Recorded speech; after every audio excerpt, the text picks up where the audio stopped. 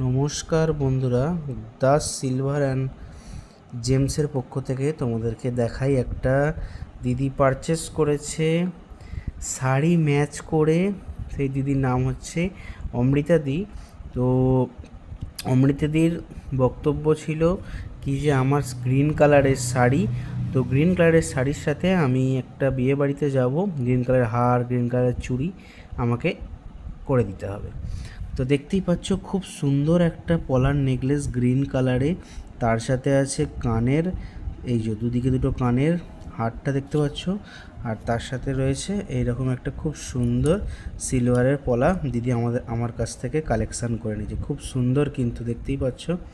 তোমরাও যদি এরকম ম্যাচিং করে পরতে চাও কাপড়ের সাথে বা আদার্স আরও জামার সাথে, তো তোমরাও কিন্তু আমাকে ফটো পাঠিয়ে কালেকশান করে নিতে পারো।